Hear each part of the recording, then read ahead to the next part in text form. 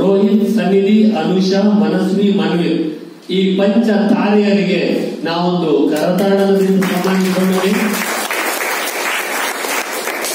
ಹಾಗೆಯೇ ಪಾರ್ಥಿಸುಬ್ಬ ಮತ್ತು ಕಡತೋಕ ಭಾಗವತರ ಸಂಪಾದನೆಯ ಈ ಒಂದು ತಾಳಮದ್ದಲೆಯನ್ನ ಅತ್ಯಂತ ಅರ್ಥಪೂರ್ಣವಾಗಿ ಕಲಿಸಿಕೊಟ್ಟಂತಹ ಶ್ರೀಮತಿ ನಿರ್ಮಲಾ ಗೋಳಿಕೊಪ್ಪ ಅವರಿಗೂ ಹಾಗೂ ಹಿನ್ನೆಲೆಯ ಎಲ್ಲ ಮಹನೀಯರಿಗೂ ಮತ್ತೊಮ್ಮೆ ಗಾಯತ್ರಿ ಗೆಳೆಯರ ಬಳಗದ ಪರವಾಗಿ ಅತ್ಯಂತ ಗೌರವ.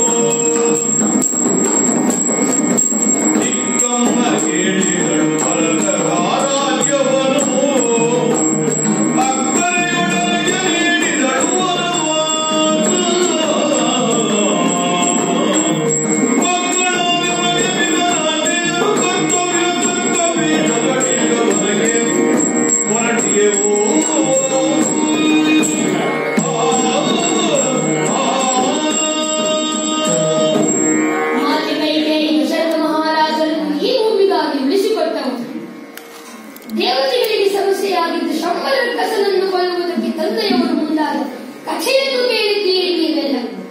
ಆ ಯುದ್ಧದಲ್ಲಿ ಕೀಳು ಕಳಚಿ ಹೋದಾಗ ಕಿರುಬೆರಳನ್ನು ಕೀಲಾಗಿ ಹಿಡಿದು ಅಯೋಧ್ಯೆಯ ಅರಸನನ್ನು ರಕ್ಷಿಸಿದವಳು ಕೈಕಾಮ್ಮ.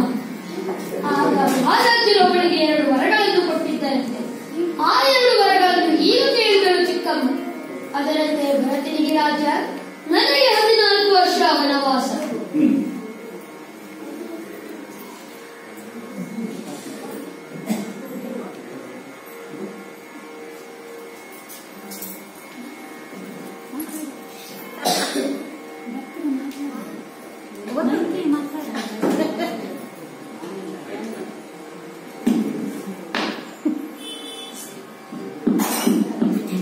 ಮಾತೆಯಾದವಳು ಮಕ್ಕಳನ್ನು ಕಾಡಿಗಿರಿಸುವುದೇ ಸ್ವಾಮಿ? ಮಹಾರಾಜರು ಒಪ್ಪಿದರೆ ಇದನ್ನು ರಾಮದೇವರಿಗೆ ಅಯೋಧ್ಯೆಯ ಪಟ್ಟ ಅಂತ ಮಹಾರಾಜರು ನಿರ್ಣಯಿಸಿದ್ದಾರೆ. ಎಂದಾಗಲೇ ನಾವೆಲ್ಲ ನಿನ್ನನ್ನು ರಾಜನಿಂದ ಒಪ್ಪಿಯಾಯಿತು. ಮಹಾರಾಜರು ತಮ್ಮ ನಿರ್ಣಯವನ್ನು ಬದಲಿಸಿದರೆ ಪ್ರಭು ಒಂದು ಕ್ಷಣ ತಾಳಿ. ವನವಾಸ ರಾಮನಿಗೆ ಮಾತ್ರ. ಇವರೆಲ್ಲ ಬಂದಿದ್ದಾರಲ್ಲ, ರಾಮನಿಗೆ ವನವಾಸವಿದ್ದರೂ ಒಬ್ಬನ ಹೊರಟವನಲ್ಲ ನೀನು. ಸಂಕರ ಮಾತು ಸೀತಿದ್ದಾಳೆ. ಶಿವಧನುಸ್ಸನ್ನು ಎತ್ತಿ ಇವರನ್ನು ಮದುವೆಯಾದಾಗ ನಮ್ಮ ರಾಮ 3 ಲೋಕವನ್ನೇ ಜಯಿಸಿದ ಅಂತ ಉತ್ತಮ ಮಾಡಿದವರು ನಾವು. ಆ ಸೀತೆ ಬಂದಿದ್ದಾಳೆ. ತಮ್ಮನಾದ ಲಕ್ಷ್ಮಣನೂ ಇದ್ದಾನೆ. ಅರಸನಾದ ನಿನಗೆ ಇವರಿಬ್ಬರ ರಕ್ಷಣೆ ಹೊಣೆಯುವುದಿಲ್ಲ.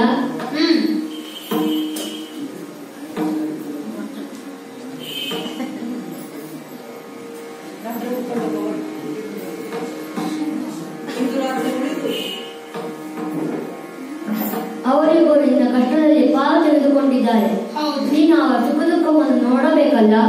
ಅಷ್ಟೇ ಅಲ್ಲ, ಆಗ ಅಯೋಧ್ಯೆಯಲ್ಲಿ ನಿನ್ನ ಸಂಗಡ ಬಂದಿದೆ.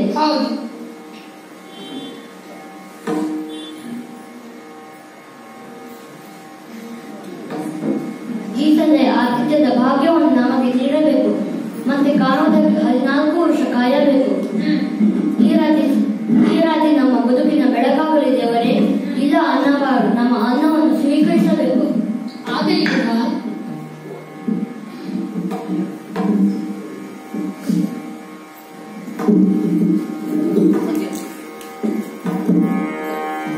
ಕಂಡ ಕನಸದೆಟ್ಟು ಭೀಕರ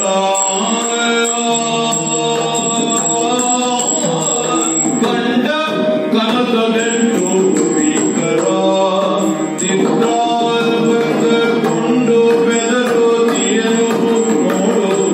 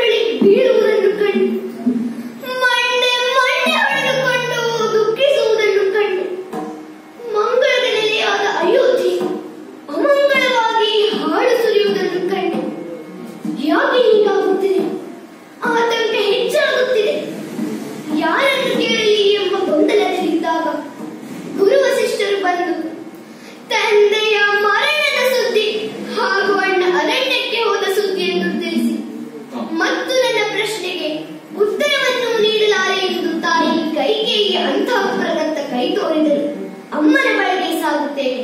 ಅಮ್ಮ ಅಮ್ಮ. ಮಗು ಭರತ ಬಂದೆಯ? ಬಾ ಮಗು. ಏಕೆ ಮುಖ ಕಳಗುಂದಿದೆ? ಅರಸನಾಗಬೇಕಾದವನು ನೀನು. ಮುಪ್ಪಿನ ತಂದೆಯ ಮರಣಕ್ಕೆ ಮರುಗದೆ, ಮುಪ್ಪಿನ ತಂದೆಯ ಮರಣಕ್ಕೆ ಮರುಗದೆ, ಕಿಪ್ರದೊಳರ ಸಾಗು, ನೀ ಕಿಪ್ರದೊಳರ ಸಾಗು. ಒಪ್ಪಿಯರು ಹೊರಗಿ ನಗರವ, ಒಪ್ಪಿಯರು ಹೊರಗಿ ನಗರವ ಪಟ್ಟವ ನೀನೇನೋ.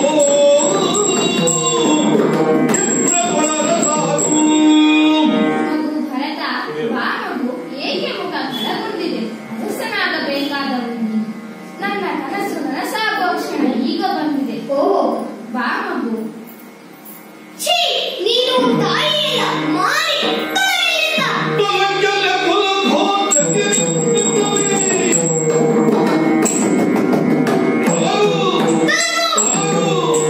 ತೊಲಗಲ ಕುಲಭೋಜಕ್ಕೆ ನಿಂತಿದ್ದರೆ ಕೊಳೆಯಿತು ನೋವಾಗ, ಕೊಳೆಯಿತು ನೋವಾಗ. ಕೊಲವಿದ ವಿಧಿ ಶ್ರೀರಾಮನ ನವಿಗೆ ಕಳುಹಿದೆ ಹೆಮ್ಮಾರಿ, ಹೆಮ್ಮಾರಿ. ನಿನವಂಶದ ಘನತೆಯನ್ನೇ ಕಳೆದ ಹೆಮ್ಮಾರಿ ನೀನು. ನಿನಗೆ ಸ್ಥಾನವಿಲ್ಲ, ಸ್ವಾರ್ಥಕ್ಕೊಂದು ಅಳತೆ ಇಲ್ಲವೇ? ನೀನು ಕೇಳಿದವರದಿಂದ ಇನ್ನವರ ಪ್ರಾಣ ಬಿಟ್ಟ, ಹೊಲವಿನ ನಿಧಿಯೇ ಆಗಿದ್ದ ನನ್ನನ್ನು ಶ್ರೀರಾಮ ವನವಾಸಕ್ಕೆ ಅಡಿಯಿಟ್ಟ. ಅವಿವೇಕಿ ಕೌಸಲ್ಯಾದೇವಿಯ ಹೊಟ್ಟೆ ಉರಿಸಿ, ಸಾಕೇತದ ಪ್ರಜೆಗಳ ಕಣ್ಣಲ್ಲಿ ಕಂಬನಿರಿಸಿ, ನಮ್ಮೆಲ್ಲರ ಬದುಕಿನ ಶ್ರದ್ಧೆಯಾದ ಶ್ರೀರಾಮನನ್ನು, ಅತ್ತಿಗೆ ಸೀತೆಯನ್ನು, ತಮ್ಮ ಲಕ್ಷ್ಮಣನನ್ನು ದೂರ ಸರಿಸಿ ಎಂತಹ ಅನಾಹುತ ಮಾಡಿದೆ. ಯಾಕೆ ಬೇಕಾಗಿತ್ತು ನಿನಗಿದೆಲ್ಲ? ಯಾರಿಗೂ ಮುಖ ತೋರಿಸಲಾಗದ ಸ್ಥಿತಿಯನ್ನು ತಂದಿಟ್ಟೆ. ಅಮ್ಮ ಎಂದು ಯಾವ ಬಾಯಲ್ಲಿ ಕರೆಯಲಿ? ಅಯ್ಯೋ ಅಯ್ಯೋ. ಮಗು ಭಾವಾವೇಶವನ್ನು ಸಿಲುಕಬೇಡ. ವಾಸ್ತವವನ್ನು ನೋಡು. ನಮಗೆ ಬೇಕಾದದ್ದು ಈಗ ಸಿಕ್ಕಿದೆ. ಯಾರಿಗುಂಟು ಯಾರಿಗಿಲ್ಲ ಮಗನೇ. ಸೂರ್ಯವಂಶದ ಅಧಿಕಾರ ನಿನ್ನದು. ಚಕ್ರವರ್ತಿ ಸಿಂಹಾಸನ ನಿನಗೊಲಿದು ಬಂದಾಗ ಭಾವಾವೇಶದಲ್ಲಿ ನಡೆದು ಹೋಗಬೇಡ. ಯೋಚಿಸಿ ನೋಡು. ನಿನಗೆ ಸಮಸ್ಯೆ ಆಗಬಹುದಾಗಿದ್ದ ರಾಮನಿಗೆ ಈಗ ಕಾನನವೇ ಮನೆಯಾಯಿತು. ಜನ ಬಹಳ ಬೇಗ ಮರೆಯುತ್ತಾರೆ ಕಂದ. ಸಮೃದ್ಧವಾದ ಅಯೋಧ್ಯೆಯನ್ನು ಆಳು ಮಗನೇ, ಆಳು. ನನಗೆ ಅಳುವುದಕ್ಕೂ ಆಗ್ತಾ ಇಲ್ಲ, ಆಳುವುದನ್ನೇ. ನಿನ್ನ ತಲೆ ಕೆಡುಕನ ಪ್ರೀತಿಯಲ್ಲಿ ನಿನ್ನಯ ತಲೆಯೋ, ಕೆಡುಕನ ಪ್ರೀತಿಯಲ್ಲಿ ನಿನ್ನಯ ತಲೆಯೋ, ತಲೆಯನ್ನು ಕಡಿಮೆನೋ ಮೊದಲು ಬಿಡದಂತೆ ತಲೆಗಳ ಕೌಜಲಕ್ಕೆ ತಡೆಯುವುದು. ಕಡಿಮೆ ಕಡಿಮೆ. ಯಾವ ಕೂದಲಿನ ತಲೆಯನ್ನು ಹೊಕ್ಕಿತೋ? ಇಂತಹ ಕೆಡುಕಿನ ವಿಚಾರ ಎಲ್ಲಿಂದ ಬಂತು? ಅಪ್ಪನಿಗೆ ಬೇಕಾದ ಮಗನಾಗಲಿಲ್ಲ, ರಾಮನಿಗೆ ಆಪ್ತನಾದ ತಮ್ಮನಾಗಲಿಲ್ಲ, ಜನರೊಪ್ಪುವ ಸಾಮಾನ್ಯ ಪ್ರಜೆಯಾಗುವ ಅವಕಾಶವನ್ನು ಉಳಿಸಲಿಲ್ಲ. ಅಯ್ಯೋ ನನ್ನ ದುರ್ವಿದೆಯೇ, ಇದಕ್ಕೆಲ್ಲ ಕಾರಣನಾದ ನೀನು ಬದುಕಿರಬಾರದು. ಇದೋ ನಿನ್ನನ್ನು ಮುಗಿಸುತ್ತೇನೆ. ಛೆ, ಹೆತ್ತ ತಾಯಿಯನ್ನು ಕಡಿಯಬಾರದೆಂದು ಗುರುಗಳು ಬುದ್ಧಿ ಹೇಳಿದರು. ಇಷ್ಟು ಪ್ರಕರಣ ಆದ ಮೇಲೆ ನಾನೇಕಿರಬೇಕು ಎಂದು ಹಿಡಿದುಕೊಳ್ಳಲು ಹೋದಾಗ ಕರ್ತವ್ಯ ನೆನಪಿಸಿದರು. ಅವರ ಅಣತಿಯಂತೆ ತೈಲ ಕಟಾವದಲ್ಲಿದ್ದ ತಂದೆಯವರ ದೇಹಕ್ಕೆ ಅಂತ್ಯಕ್ರಿಯೆ ಮುಗಿಸಿದ್ದೆ. ನಂತರದಲ್ಲಿ ಪ್ರಜಾಜನರನ್ನು ಸೇರಿಸಿ ಅವರೆಲ್ಲರಿದ್ದೇವೆ. ಏನಾಗಿದೆಯೋ ಅದನ್ನು ತಿದ್ದಲು ಸಾಧ್ಯವಿಲ್ಲ. ಆದರೆ ಯಾರು ಬದುಕಿದ್ದಾರೋ ಅವರು ತಿದ್ದಿಕೊಳ್ಳಬಹುದು. ಮಂಥನೆಯ ಮಾತು ಕೇಳಿ ತಾನು ತಪ್ಪು ಮಾಡಿದೆ ಎಂದು ತಾಯಿ ಕೈಕೇಯಿ ಹೇಳುತ್ತಿದ್ದಾಳೆ. ಅವಳ ತಪ್ಪು ಅವಳಿಗೆ ಅರಿವಾಗಿದೆ. ನಮ್ಮ ಪರಂಪರೆಯಂತೆ ತಂದೆ ಅಳಿದ ನಂತರ ಪಟ್ಟ ಹಿರಿಯ ಮಗನು. ಅಯೋಧ್ಯೆಯ ಒಡೆತನ ಶ್ರೀರಾಮನದೇ, ಅದಕ್ಕೆ ಎರಡನೆಯ ಮಾತೇ ಇಲ್ಲ. ನಾನು ಕನಸಿನಲ್ಲಿಯೂ ಸಾಕೇತದ ಪಟ್ಟವನ್ನು ಬಯಸಿದವನಲ್ಲ. ಸರಿಯಾಗಿ ಕೇಳಿ, ನಾನೀಗ ಅಣ್ಣನ ಹಾದಿಯಲ್ಲಿ ಅಡವಿಗೆ ಹೊರಟಿದ್ದೇನೆ. ಯಾರೆಲ್ಲ ಬರುತ್ತೀರೋ ಅವರೆಲ್ಲ ಬರಬಹುದು. ತಾಯಂದಿರೆಲ್ಲ ಸಿದ್ಧರಾಗಿದ್ದಾರೆ. ಗುರುಗಳಾದ ವಸಿಷ್ಠರು ವಾಮದೇವರು ಬರುತ್ತಿದ್ದಾರೆ. ಪುರದ ರಕ್ಷಣೆಯ ಹೊಣೆ ಶತ್ರುಘ್ನನದು. ಏಳಿ ಹೊರಡೋಣ.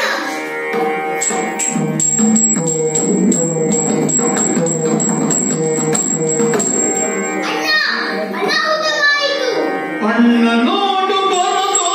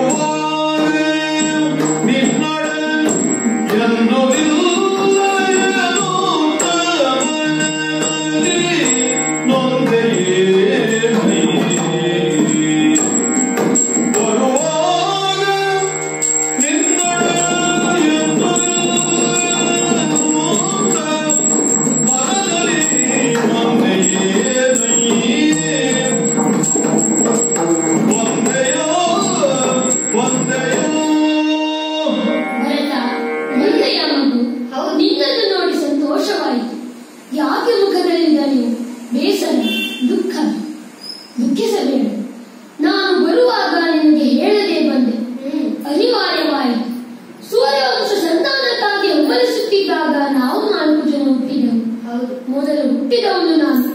ನನಗೆ ರಾಮ ಎಂದು ಕರೆದರೆ ಸೂರ್ಯವಂಶವಾರಿದಿಗೆ ಭರತ ಬಂತು ಎಂದು ನಿನಗೆ ಭರತ ಎಂದು ಕರೆದರು. ತಾಯಿ ತಂದೆಯರ ಭರವಸೆಯನ್ನು ಹೆಚ್ಚಿಸಿದವನು ನೀನು. ಓಡೋಡಿ ಬಂದೆಯಲ್ಲ, ಎಲ್ಲ ಕ್ಷೇಮವೇ ಮಗು? ನಾವು ಬರುವಾಗ ಬಹಳ ದುಃಖದಲ್ಲಿದ್ದರು ನಮ್ಮ ತಂದೆ.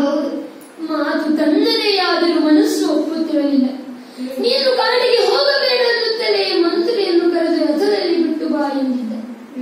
ಅವನ ಬಂಧನ ನಮಗೆ ವೇದನೆಯನ್ನು ತಂದಿತ್ತು. ಮನೆಯಲ್ಲಿದ್ದರೆ 4 ಜನ ಒಟ್ಟಿಗೆ ಇರುವುದು ನಮ್ಮ ರೂಢಿಯಾಗಿತ್ತು. ಲಕ್ಷ್ಮಣ ನನ್ನೊಂದಿಗಿದ್ದರು.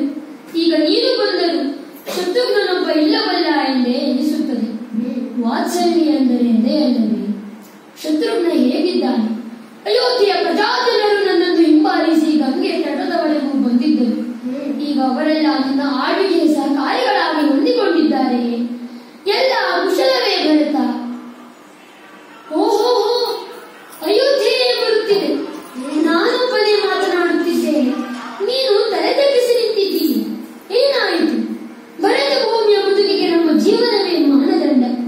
ಮಾನನದಿ ಏನಾಯಿತು ಹೇಳಬಾರದೆ? ಅಣ್ಣಾಶ್ರಿತ ಕೋಶ ಕೇಳೋ ನಿನ್ನ ಪಿತ ಕಳುಹಿದ ಮೇಲೆ ಅಣ್ಣಾಶ್ರಿತ ಕೋಶ ಕೇಳು ನಿನ್ನ ಪಿತ ಕಳುಹಿದ ಮೇಲೆ ಅನ್ನ ಉಣ್ಣದಿಂಟು ನಿನಗೆ ಇನ್ನು ನಾನು ಹೇಳಬೇಕೆ ಅಣ್ಣ? ಅನ್ನ ಉಣ್ಣದಿಂಟು ನಿನಗೆ ಇನ್ನು ನಾನು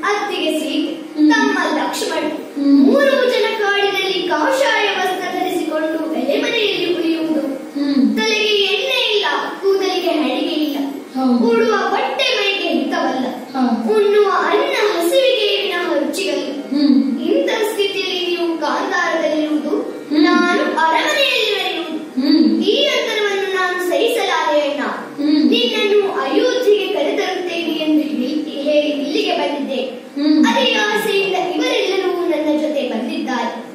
ನನಗೆ ಅಯೋಧ್ಯೆ ಅಧಿಕಾರ ಬೇಕಿಲ್ಲ ಎಂದು ನನ್ನ ಎದೆಬರೆದು ತೋರಿಸಿದರೂ ಜನ ನಂಬುವುದಿಲ್ಲ.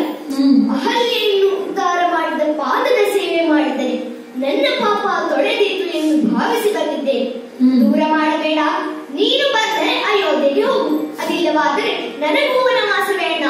ಭರತ, ಭಗವಾನ್ ಭಾಸ್ಕರನ ವಂಶದವರು ನಾವು. ಧರ್ಮಕ್ಕೆ ಸತ್ಯವೇ ತರಹದು.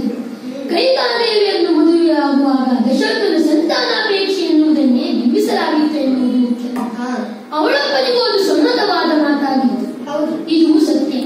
ಅದನ್ನು ಮೀರಿ ನಡೆಯುವುದಕ್ಕೆ ನನಗೆ ಅಧಿಕಾರವಿಲ್ಲ ಮಗು. ಹಾಗಾಗಿ ನಾನು ಹೇಳಿದಂತೆ ಕೇಳು, ಎಲ್ಲರನ್ನೂ ಕರೆದುಕೊಂಡು ಅಯೋಧ್ಯೆಗೆ ಬರೋಣ. ಅಣ್ಣ, ನಿನ್ನ ಮಾತಿನ ಸೂಕ್ಷ್ಮ ನನಗರ್ಥವಾಗದೇನು. ನಾನು ಹೇಳಿದ್ದು ನಿನ್ನ ತಮ್ಮ ಎಂದಾದರೆ ನೀನು ಹೇಳಿದ್ದು ನಾನು ಕೈಕೇಯಿಯ ಮಗ ಎಂದು. ಈ ಅವಿವೇಕಿ ಹೆಣ್ಣಿನ ಮಾತಿಗೆ ಎಲ್ಲಿಲ್ಲದ ಬೆಲೆ. ಯಾಕೆ ಹೀಗೆ ಮಾಡಿದೆ ಹೇಳು ಅಣ್ಣ. ನನ್ನನ್ನು ನಂಬಿ, ನನಗೆ ಅಯೋಧ್ಯೆ ಅಧಿಕಾರ ಬೇಕಿಲ್ಲ. ರಾಮನಿಗೆ ಈ ಸಿಂಹಾಸನ ಮೀಸಲು ಎಂದು ಆಣೆ ಮಾಡಿ ಹೇಳುತ್ತೇನೆ. ನನ್ನ ಮನಸ್ಸೊಪ್ಪದ ಈ ಸತ್ಯವನ್ನು ಹೇಗೆ ಸಹಿಸಲಿ? ಅಯೋಧ್ಯೆಯ ಮಾತನ್ನು ಕೇಳು, ಅರಮನೆಗೆ ಬಾ.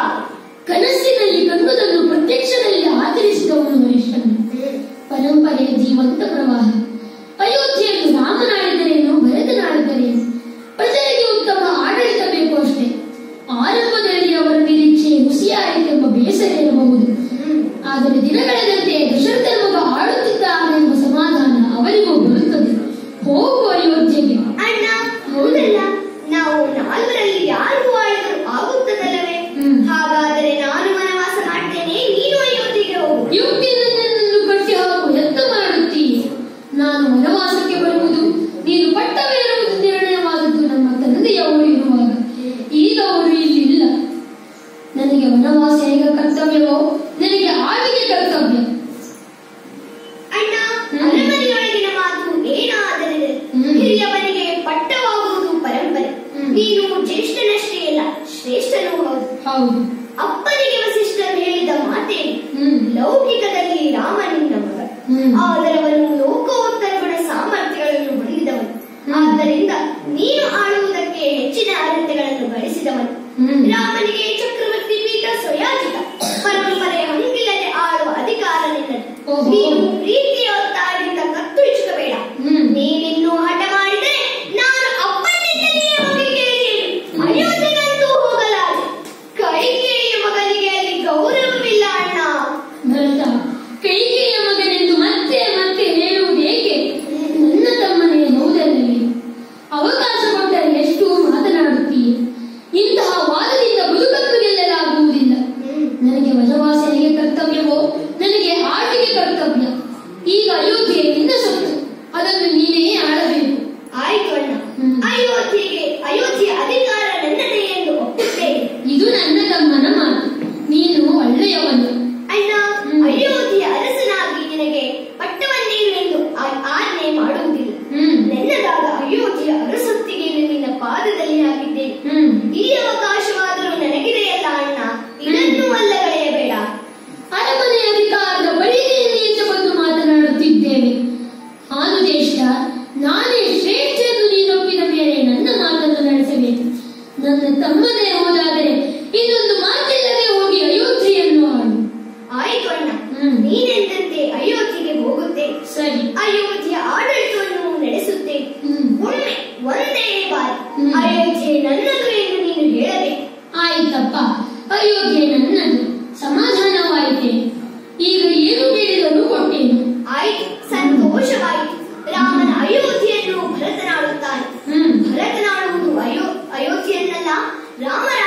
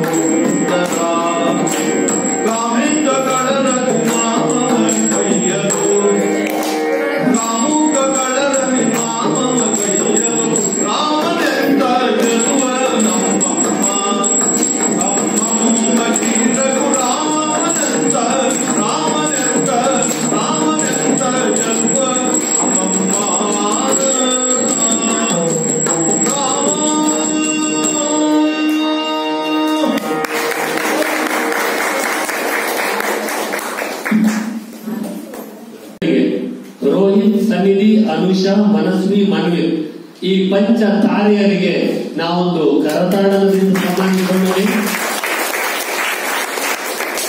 ಹಾಗೆಯೇ ಪಾರ್ಥಿಸುಬ್ಬ ಮತ್ತು ಕಡತೋಕ ಭಾಗವತರ ಸಂಪಾದನೆಯ ಈ ಒಂದು ತಾಳಮದ್ದಲೆಯನ್ನ ಅತ್ಯಂತ ಅರ್ಥಪೂರ್ಣವಾಗಿ ಕಲಿಸಿಕೊಟ್ಟಂತಹ ಶ್ರೀಮತಿ ನಿರ್ಮಲಾ ಗೋಳಿಕೊಪ್ಪ ಅವರಿಗೂ ಹಾಗೂ ಹಿನ್ನೆಲೆಯ ಎಲ್ಲ ಮಹನೀಯರಿಗೂ ಮತ್ತೊಮ್ಮೆ ಗಾಯತ್ರಿ ಗೆಳೆಯರ ಬಳಗದ ಪರವಾಗಿ ಅತ್ಯಂತ ಗೌರವ